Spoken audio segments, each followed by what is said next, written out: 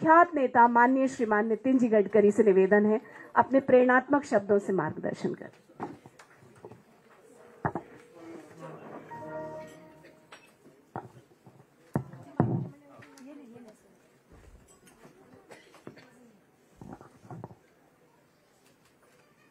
मेरे मित्र Rahul Pandey, golden rules of life, इसमें अपने जीवन के अनुभव के साथ आपका जीवन यशस्वी हो, इसलिए अध्ययन करके ये किताब लिखने वाले लेखक संतोष जोशी, रिस्पेक्टेबल डिग्निटरीज, मित्रों, भाई और बहनों, life is a game of compromises, compulsions, limitations and contradictions. और इसलिए आप सोशल फील्ड में हो, फैमिली लाइफ में हो, पॉलिटिकल लाइफ में हो या कॉर्पोरेट लाइफ में हो, the life is full of problems and we need to understand art of living, and that art of living is very important. मुझे एक मौका मिला था, मैं राजस्थान के विधानमंडल में उनके एक महोत्सव के कार्यक्रम के लिए गया था. तो मैंने ऐसे ही बोलते बोलते अचानक बोल दिया था कि राजनीति अतृप्त आत्माओं का महासागर. तो लोग हंसने लगे. तो मैंने बोला यहाँ हर आदमी दुखी है, क्योंकि जो कारपोरेटर बनता है वो इसलिए दुखी है कि उसको एमएलए का चांस नहीं मिला. एमएलए इसलिए दुखी है कि उसको मंत्री मंडल में समावेश नहीं हुआ, और जो मंत्री बना वो इसलिए दुखी है कि उसको अच्छा डिपार्टमेंट नहीं मिला, और बाद में वो इसलिए दुखी है कि वो मुख्यमंत्री नहीं बना, और मुख्यमंत्री इसलिए टेंशन में है कि हाईकमांड कब रखेगी और कब निकालेगी, इसका भरोसा नहीं है. तो एक बात तो सच है कि full of problems is a big challenge, और उन प्रॉब्लम्स को फेस करके जो आगे जाना है, that is art of living.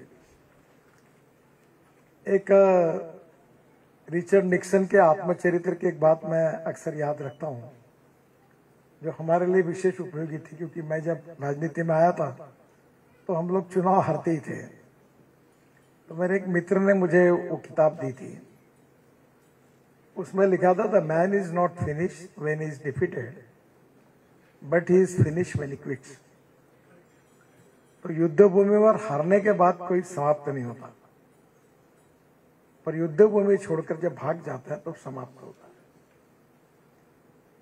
और इसलिए प्रॉब्लम सब जगह है, फैमिली लाइफ में है, पति पत्नी के बीच में है, परिवार के बीच में है, और इन सब बातों की समस्याओं का मूल अपने स्वभाव में है. क्योंकि व्यक्ति का जो सक्सेस होता है उसका संबंध है, जिसका जो 50 गोल्डन रूल्स संतोष ने लिखे हैं, उसका संबंध एजुकेशन से है, संस्कार से है, और लाइफ वैल्यूज, जीवन वैल्यूज के साथ है. मुझे एक मौका मिला कि एक बार मैं दिल्ली से आ रहा था, तो देश के एक बहुत प्रख्यात उद्योगपति थे. तो उनके साथ बोले मेरे साथ चलिए, मैं भी मुंबई जा रहा हूँ. तो वो उनके साथ हवाई जहाज में बैठ गया.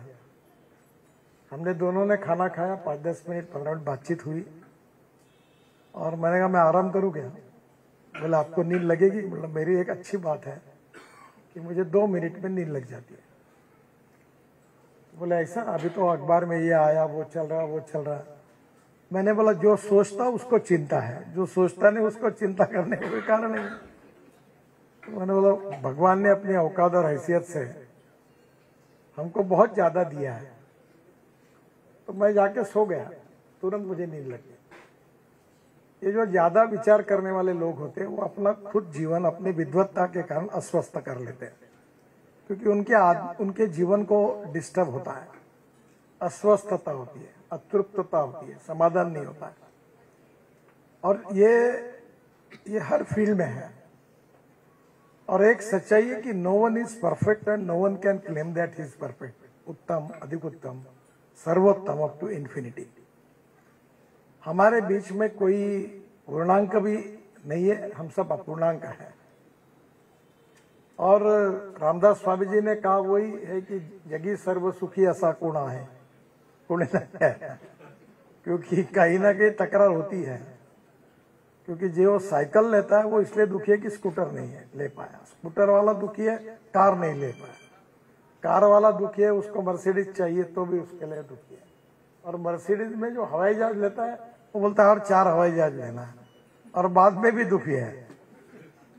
ये मानने के ऊपर होता है। और ये संस्कार फैमिली में, बिजनेस में, सोशल वर्क में और पॉलिटिक्स में जिन लोगों के व्यक्तित्व में ये ह्यूमन वैल्यूज और ये जो गोल्डन रूल्स है लाइफ के, ये जो उन्होंने आत्मसात किए, उनका जीवन सुखी है। आजकल सोशल मीडिया का बहुत अच्छा उपयोग भी होता है, कभी गलत भी होता है। तो मैं वो पढ़ रहा था तो उसमें लिखा था कि रावण को ज्ञान का अहंकार था और राम को अहंकार का ज्ञान था। तो वाक्य बहुत छोटा था पर वो बहुत उसमें फिलॉसफी थी। और जो मुझे लगता है कि person and person, the person is important, person and party, party is important, and party and philosophy, philosophy is important. तो जो लाइफ लॉन्ग जो फिलॉसफी है उसका संबंध किसी भी व्यक्ति निर्माण से है। मैंने भी अभी एक राहुल ने जैसे बताया, तो मुझे बहुत बार फॉरेनर्स आते हैं।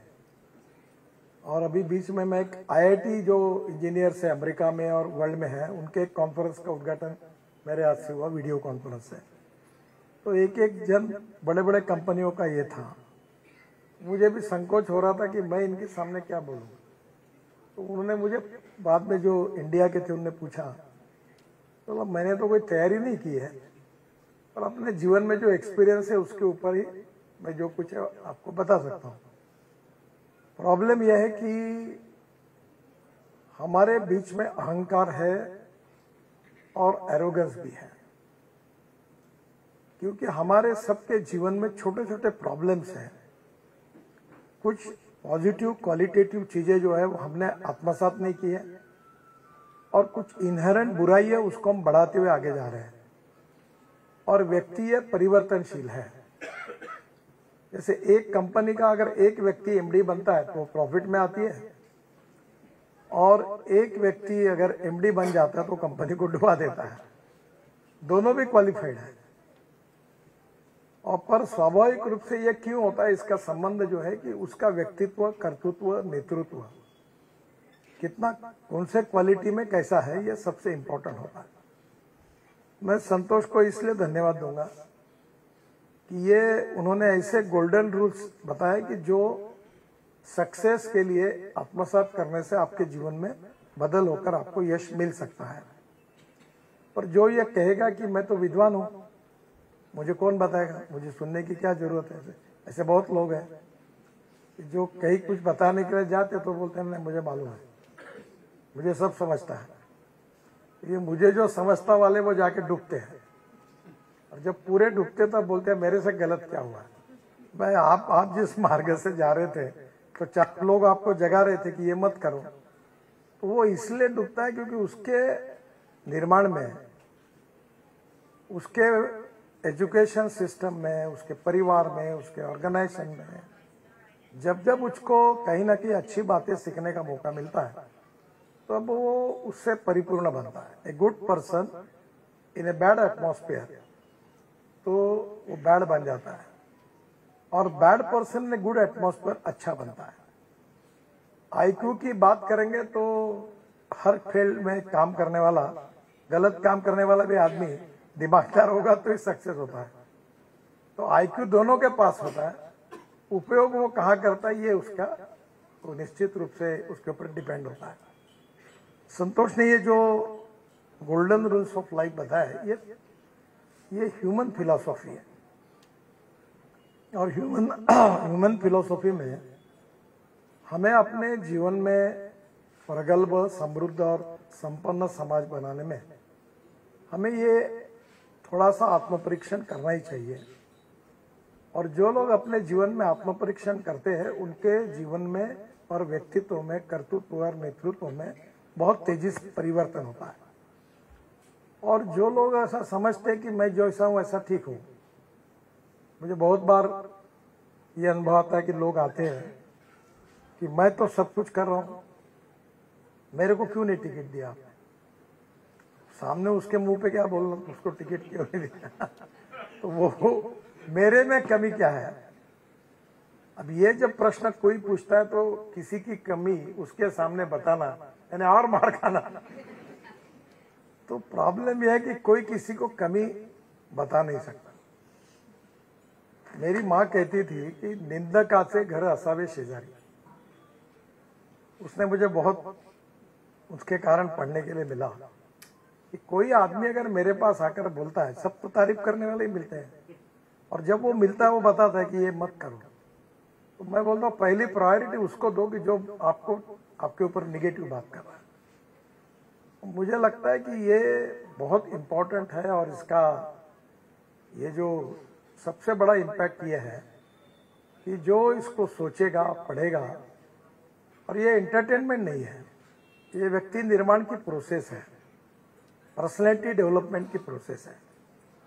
और छोटे जीवन में भी, यानी मैं कोई क्वालिफाइड नहीं हूं, मुझे बहुत बार इस बारे गिल्टी कॉन्शियस होता है कि मुझे 9 डिलीट्स मिली, तो मैं भी डॉक्टर नाम नहीं लगाता। और अभी मुझे बता दे इंफ्रास्ट्रक्चर मैन सही में मेरे को नहीं समझता। मैं अपना घर बना रहा था, इतनी गलतियां कि मेरा ईगो टूट गया। जब मैं वर्ली बांद्रा सीलिंग प्रोजेक्ट बना, 55 फ्लावर्स बनाए, तो मेरे को भी अहंकार हो गया था कि अब मैं सिविल इंजीनियर का बहुत एक्सपर्ट हूँ। और हमारे मिट्टी के बाड़े में 3 बार प्रयोग हुए, तीनों बार घर गिरा है, क्योंकि तीनों फेल हो गए, क्योंकि अकल मैंने लगाई।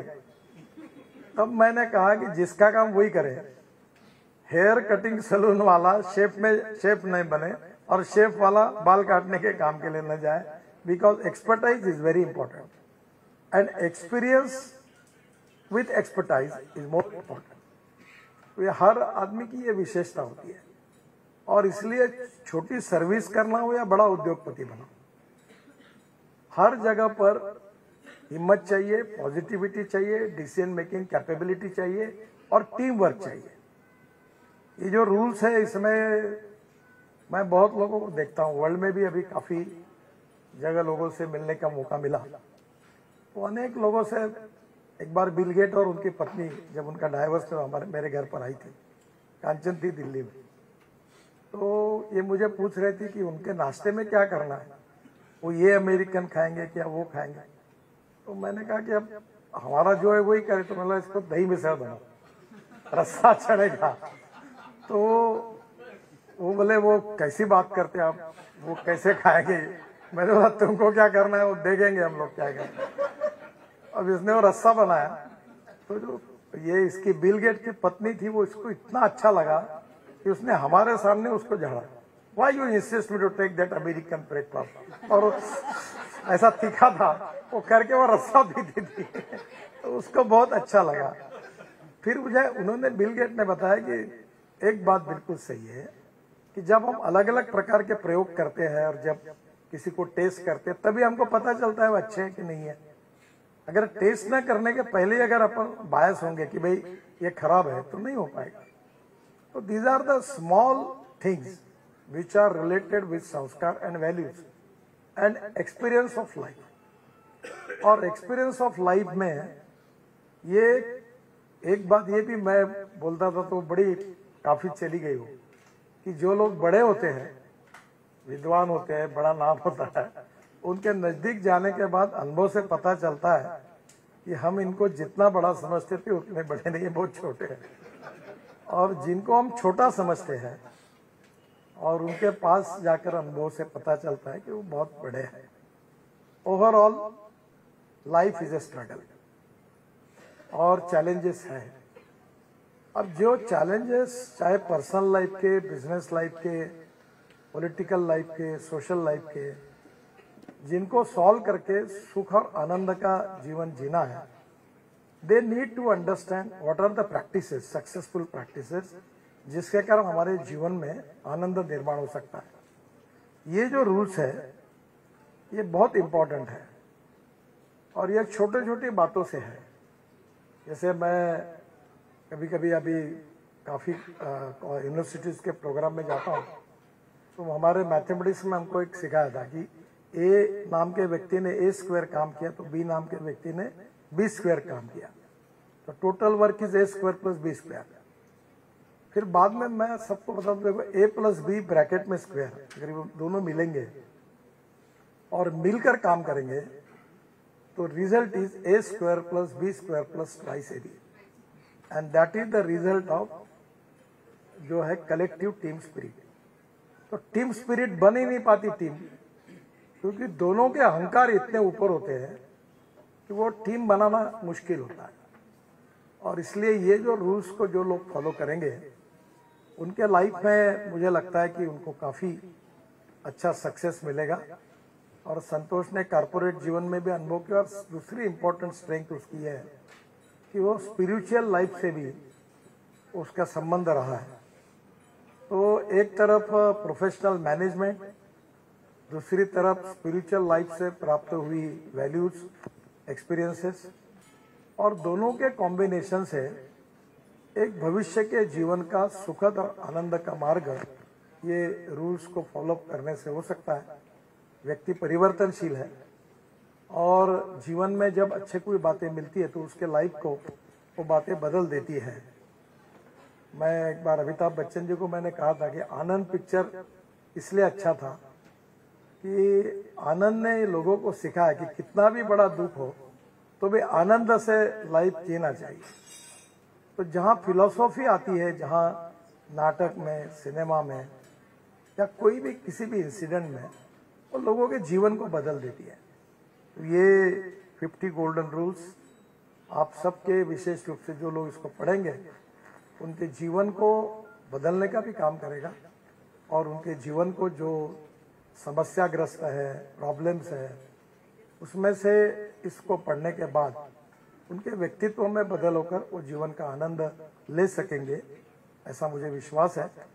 और राहुल ने तो पढ़ा, मैंने थोड़ा बहुत इसको देखा है, और मेरा विश्वास है कि निश्चित रूप से जो हमारे यहाँ पढ़ते हैं, लिखते हैं, उन सब का इसको अच्छी तरह इस किताब को लेकर निश्चित रूप से उनके जीवन में जो की ऑफ सक्सेस है, जो यश उनको मिलाना है अपनी लाइफ में, उसके लिए उपयोगी होगा। मैं संतोष को बहुत बहुत शुभकामनाएं और शुभेच्छाएं देता हूं। धन्यवाद।